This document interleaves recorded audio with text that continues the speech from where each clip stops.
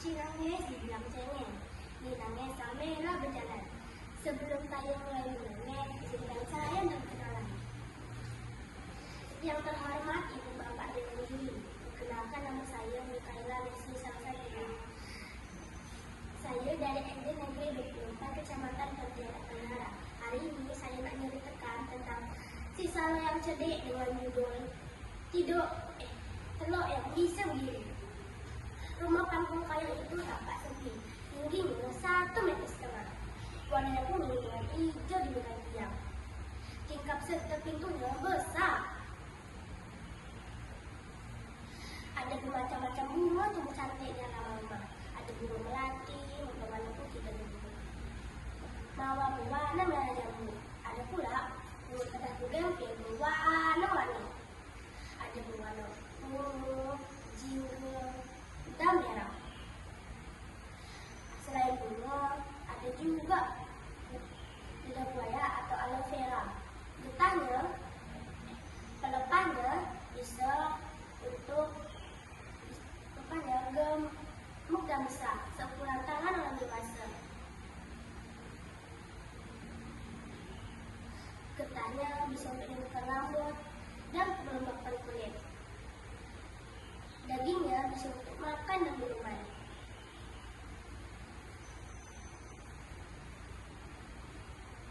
Pokok ini dapat dilihat dari tingkap depan rumah.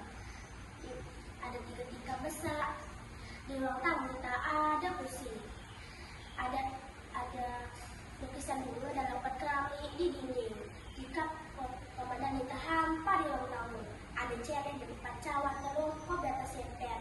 Rumah ini ada 3 kamar tidur. Meskipun panas dengkang, tapi udaranya tetap sejuk. Angin menggoyang gorden tingkap yang berwarna kuning bergambar warna merah besar dan daun hijau.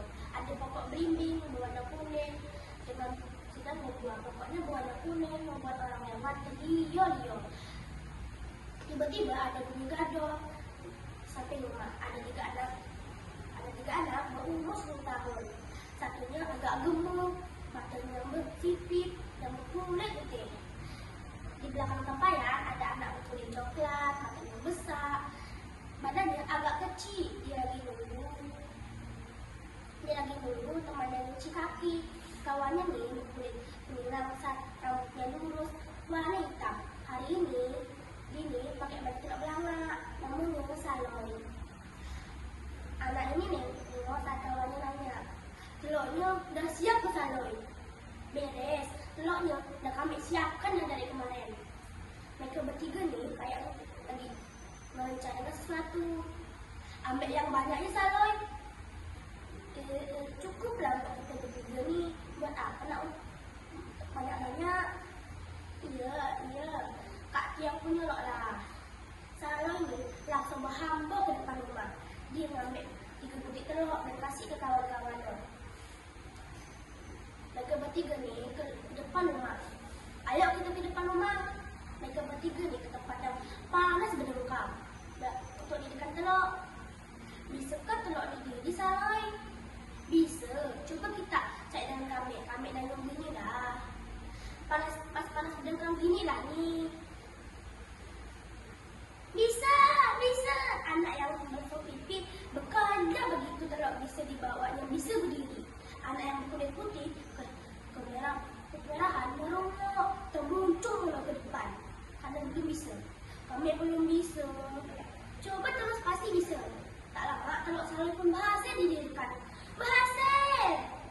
Sekarang tinggal kamu. Pasti bisa. Ayo semangat. Ya, ayo berjuanglah. Bisa. Coba kau didirikan betul-betul. Telur tu masih bagus, masih baru. Kami dah pernah nyoba dah 7 kali dan berhasil. Selain pintar, Saloy ini memang baik hati dan suka menghormati kawan-kawannya. Hari ini, dia mengajari kawan-kawan mendirikan telur. Tak ada pula dia pilih timur. Saloy ini juga rajin memelihara ayam. Itu sebabnya Saloy punya banyak telur. Tak lama, terdengar suara menjerit-jerit. Kami bisa, berhasil.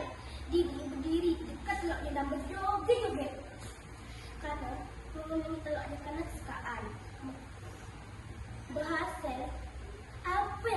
berhasil nih. Apa yang kita buat nih? Kami melihat apa yang dilakukan Saloy dan kawan-kawan. Hendak ke telok diminta, macam mana bisa berdiri? Mantap. Tanya keheranan macam belum pernah lihat. Siapa yang ngajari kita dirikan telok? Tanya lelaki yang dengan pandangan lebih ramah minta penjelasan. Saloy yang ngajari kami. Macam mana caranya? Tanpa ragu ingin belajar walaupun dengan anak sekecil mereka. Mudah tak, tinggal dirikan telur itu. Secepat putus asa, konsentrasi. Ya, saya tahu. Tapi hendak pun telur tu terbang, tidak berdiri. Ya, tapi tak ada hari ni. Mau gak saya nyobanya? Kawannya yang satu agak sambil membangkan telur ayam dengan yang berdirikan agak ini lebih cepat daripada Saloy dan kawan-kawannya. Bala sampai bertanya lagi, macam mana bisa gitu tuh? Itu karena kulminasi matahari. Apa tuh Saloy? Itu fenomena alam saat matahari tepat berada di garis khatulistiwa. Macam siang ni. Kami paham nih. Jadi ada apa dengan kulminasi matahari nih? Kulminasi matahari menghasilkan gaya gravitasi yang cukup kuat sehingga bisa membuat telur bisa berdiri tegak. Ini tikno belajar. Temannya betul buat gemuk dan berkulit putih cepat-cepat nyawat. Ya, kami ingat gravitasi 6 derajat. Macam pernah dengar, tapi apa artinya? Gravitasi itu bagai kayak bumi 6 derajat tuh posisi kita di bumi ini. Macam kayak khatulistiwa. Ya, kamu ingat. Kau pun dulu waktu masih tak tahu ketakutan saat melihat hujan lokal. Kau sebut itu hujan panas. Kan itu dulu waktu kami tidak tahu. Nah, samalah macam kami sekarang tidak tahu. Mereka tuh masih sangat menyawa mengingat hujan lokal di tempat mereka. Pontianak ni merupakan ibu kota provinsi Indonesia Kalimantan Barat. Karena dia Lewati, kan khatulistiwa. Cuaca ni dapat tiba-tiba berubah mendung dan turun hujan di musim kemarau ataupun sebaliknya. Orang Pontianak ni menyebut fenomena hujan lokal ni dengan nama hujan panas. Di jalan ni hujan, nanti di jalan lain tak ada hujan. Hujan lokal ni sering disalahkan artikel hujan. Hujan lokal ni Pontianak salah satu tarif ni bisa keluar waktu hujan panas. Padahal itu hanya semata-mata perubahan suhu tubuh dan suhu tempat. Orang-orang yang daya tahan tubuh turun akan mudah sakit.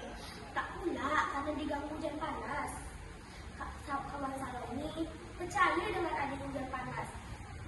Mereka pun percaya kalau tak nakal hujan panas itu harus memetik rumput dan menyelepkan ke dalam telinga sebelum keluar rumah. Sekarang mereka tahu kalau ini kekuasaan Allah yang nampak pada ciptaannya. Udah, tak usah tak nak bergaduh, nanti malah jadi kelahi. 2 orang kebetulan hanya lewat. Tadi sudah melanjutkan perjalanan mereka. Setelah dengarkan penjelasan Saloy mengenai sebab tak telok berdiri, 2 orang ni di masa itu diam-diam mengundi Saloy dalam hati mereka. Saloy akan kecudikan Saloy. Saloy balik ke rumah, mengumpulkan telur-telur ayam itu ke dalam baskom. Dan selesai kawannya nak berenang ke sungai untuk menunjukkan badan yang bau keringat. Saloy tak mau emaknya marah dan cium bau keringat tubuhnya tu. Ayolah kita pergi. Tiap sore ini Saloy belajar wajib dengan emaknya. Jadi Dini akan berhadapan langsung dengan emaknya. Makanya hanya terbatas bantal depan emaknya. Dini juga mau bersih saat mengaji. Saloy ingat kebersihan itu angkat kesehatan. Selain itu bersih juga sebagian dari iman. Saloy dan kawan-kawan pergi ke sungai Kapuas untuk berenang. Air Kapuas berwarna coklat karena tanah petik tak sejenis gambut, tapi airnya bersih. Saat kemarau, suhu menjadi payau. Terlihat ikan-ikan Kita bisa ambil hikmahnya. Kita harus jadi anak yang rajin, pintar, dan berbagi ilmu. Tidak sombong dan selalu mengenal lokasi wilayah tempat tinggal kita. Macam Sungai Kapuas dan titik menggunakan sini. Sekian, terima kasih. Wassalamualaikum warahmatullahi wabarakatuh.